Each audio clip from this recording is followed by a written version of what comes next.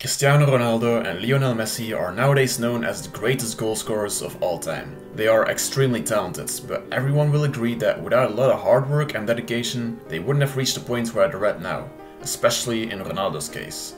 But not every goal machine has been as disciplined, hardworking and dedicated as them. In the 90s, there was even a Brazilian who played for PSV and Barcelona who was all but dedicated, and was known as a womanizer who preferred partying and sleeping above training and playing football. Romário. There is uncertainty over how many goals the legend exactly scored. Some studies say about 768, some people say he scored more than 1,000. But how did a lazy guy like him achieve those kind of stats? What kind of alien was this guy? And how great was his career actually? Well, that's what we'll discover in this video, so make sure to stay tuned. Before ever wearing the Barcelona shirt, Romário had already established himself as a legend at PSV. From 1988 to 1993 he played for the Dutch club, and in those years he scored about 100 goals in 109 games, which means he had a mind-blowing goal ratio of 0.92 goals per game. In those same 5 years he won the Dutch league with PSV 3 times and he also won the Dutch Cup twice. So, at PSV he had already established himself as a real legend, and he's arguably the best player to ever wear their shirts. In 1993, Romário signed for Johan Cruijff's Barcelona, a team that had just won a Champions League 1 year earlier, had already won La Liga 3 times in a row, basically was the best team in the world, with stars like Ronald Koeman, Pep Guardiola, Hristo Stoichkov and Michael Laudrup, was adding the best striker in the world on top of the team that they already had. This promised to be a big spectacle. And in that first season, Romário scored 32 goals in 47 games and formed a deadly attacking duo with Hristo Stoichkov. Barcelona ended up winning their 4th La Liga title in a row, demolishing every opponent who came in their way, including Real Madrid, whom they bashed with 5-0. Barcelona absolutely dominated Spain in this era, and Romário was one of the key players that season.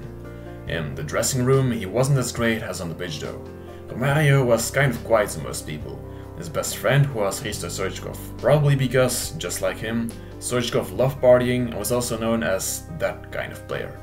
He skipped training every now and then, he didn't do any defensive work during games, he just had no sense of what discipline actually meant. Honestly, most coaches would have told Romário to pack his bags and never show his face again on Barcelona's facilities. But Johan Cruijff was just the kind of coach that Romário needed to get the most out of his time at Barcelona. As a player himself, Cruijff was known for not being too disciplined as well.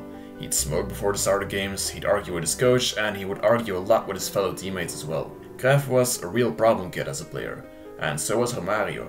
Cruijff kind of understood him.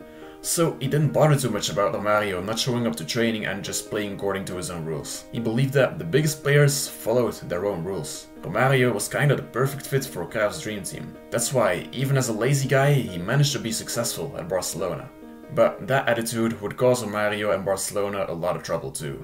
Talent-wise, this Barcelona team was arguably the best in 1994, but in the Champions League final against AC Milan that season, they got absolutely hammered with 4-0. Where have we seen that pattern again? Barcelona paid the price for not monitoring their players and their physical abilities against a team that did do so in the AC Milan of Fabio Capello, and Romário was a perfect player to showcase this with. He had all the talent in the world, could make the difference with any goal-scoring opportunity, but his lack of discipline caused the team to fall down at the biggest stage. This makes you wonder, how great would he have been with the discipline of someone like Cristiano Ronaldo? His career was still yet to reach its peak though, that would happen in that summer. At the World Cup in 1994, Romário was Brazil's star, and he led them to World Cup victory with 5 goals and 3 assists in 8 games. He was basically the best player in the world at this point.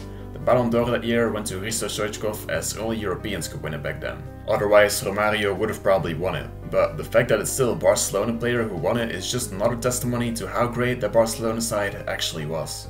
In the next season though, it became more and more clear that this Barcelona team had had its best times, and was up to some new ideas. Cruijff stayed for another 2 years though, and with the difficult personality that he had, his relationship with the players started to become worse, which is why Laudrup even left to go to Real Madrid to take revenge on him.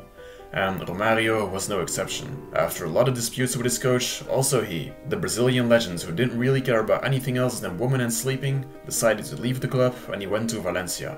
His career would never be the same again though, and after a lot of years of playing in Brazil too, he finally retired in 27.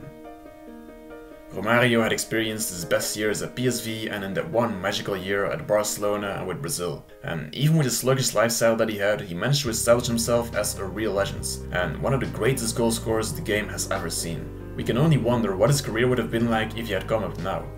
Maybe his lack of discipline would have been punished more severely, and he would have never made it now. In that case, it was actually a blessing for him to have played in the 90s and to have played under someone like Cruyff at Barcelona.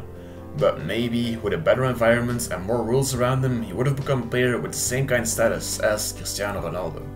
We will never know. All we know is that Romário is definitely one of the greatest strikers this game has ever seen.